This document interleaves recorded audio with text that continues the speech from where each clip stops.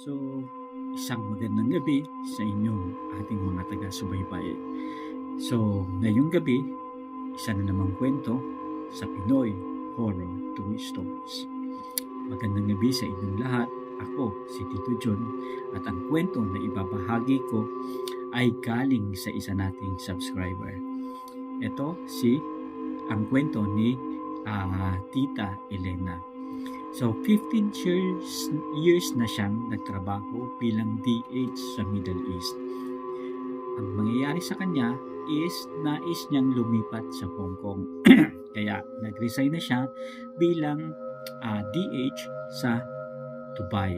Ayan. Pero sa mga huling taon niya sa pag-a-abroad na hindi niya makakalimutan ay yung taong 2018. Pauwi siya noon galing Dubai and may layover siya sa Hong Kong ng 2 araw. Base dun sa karanasan niya at ng kaibigan niya dito sa Hong Kong. Yung layover kasi sa Hong Kong is para mabisita niya yung kaibigan niya at makapagtanong-tanong na rin tungkol sa mga bagay na pwede niyang malaman tungkol sa bago niyang papasukan sa Hong Kong. Kaya naman, magandang pagkakataon ito na yung 2 araw niya ng pag-i-stay sa Hong Kong, makapagkwentuhan sila ng maayos ng kaibigan nila niya. Okay, sa ganitong pagkakataon, naisipan niyang dalawin ang kaibigan niya at doon nga siya tutuloy. Ang pangalan ng kaibigan niya is si Marites na doon rin nagtatrabaho. Ang hindi niya alam, may bit-bit pala siyang pasahero na hindi niya namamalayan. Balikan natin yung kwento niya sa Dubai. Bago siya umalis ng Dubai, may nakuha pala itong si tita na jewelry box na gawa sa tanso. Uso kasi yung mga second hand na mga gamit sa Middle East. Ibig sabihin, yung mga pinamamana, pinagbibili at ibinibigay sa iba't ibang mga tao. Nakita niya sa isang abandonadong villa na nilinis niya noon, akala niya basura na ito, kaya itinago niya ito sa isang maleta since wala namang gumagamit na neto and mukhang basura na talaga. Noong huling gabi niya sa Dubai, nakaramdam siya ng matinding bigat sa balikat. Akala niya pagod lang yon dahil sa pag-iimpake niya. Pero pagtulog niya, nanaginip siya ng isang babaeng nakasuot ng itim na abaya. Walang mukha at ang itinuturo ang maleta niya. Nagising siya na may kalmot sa braso. Hindi niya ito pinansin dahil excited nga siya na makita ang pamilya niya sa Pinas and makadaan sa Hong Kong para at least malaman nga niya yung bago niyang papasukan. Ayun, eto na. Ang tagpo sa Hong Kong. Pagdating niya sa Hong Kong, tumuloy siya sa boarding house ni Marites sa Mungkok. Isang maliit, siksik, lumang building. Pagpasok pa lang ni Tita Elena, ang aso sa katabing unit ay hindi na tumigil sa kakakahol na para bang balisang-balisa at hindi normal ang pagkahol. Nang gabing iyon, habang natutulog sila, narinig ni Marites na bumubukas ang maleta ni Tita Elena. Krik, krik, krik. Diba? Yung zipper. Ayan. Dahan-dahang idinilat ni Marites ang mata niya. Nakita niya ang isang anino, matangkad na tayo sa tapat ng maleta.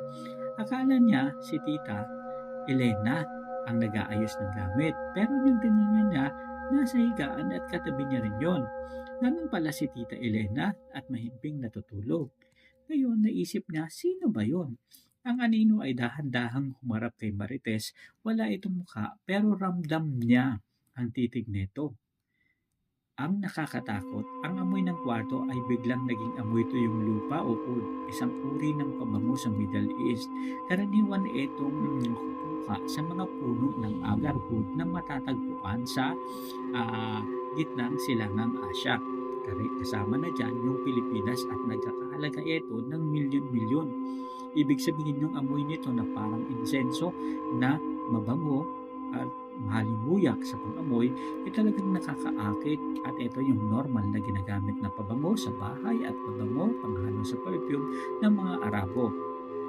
Ngayon, napabalon si Marites at pinuksan yung ilaw. Ibig sabihin, mga katropa, napatayo siya. Biglang nawala ang anino. Ginising niya si Tita Elena. Nagulat siya nang makitang bukas ang maleta at nakalabas ang tansong box. Ito yung lumang jewelry box na nilagay ni Tita Elena at dadalhin sana bilang pasalubong sa Pilipinas. Ang masama, ang mga pasalubong na chocolate at damit ni Tita Elena ay punong-puno ng itim na buhangin. Alalahanin natin, mga katropa, na sa Middle East ang mga buhangin ay gold at hindi kulay itim. Pero dito, kulay itim buhangin. At ito yung parang nasunog na buhangin na galing sa disyerto ng Dubai. Doon lang naalala ni Tita Elena ang papala ng matandang Arabo sa kanya. Never take what the desert has hidden. Ibig sabihin, nung pagpasok niya pa lang bilang DH sa Dubai, isinabihan na siya ng mga matatandang Arabo na wag kang kukupa ng kahit na ano na nakatago sa disyerto. Sa takot nila, kinuha nila ang box, binalot ng pulang tela. Sa tradisyon ng Hong Kong kasi, para pantaboy sa malas, ito ay binabalot ng pulang tela at iniwan ito sa isang kanto sa labas ng building. Pero bago sila nakalayo, nakarinig sila ng isang tinig, mahabang hagulgol na parang galing sa ilalim ng lupa. Nakauwi namang ligtas si Tita Elena sa Pilipinas, pero hanggang sa kasalukuyan, kapag natutulog siya, naririnig pa rin niya ang tunog ng bumubukas na maleta. Sabi ng mga matatanda, may mga bagay na hindi dapat pinupulot dahil minsan ang pasalubong ay hindi gamit kundi isang sumpa na susunod sa iyo kahit saang bansa ka man pumunta.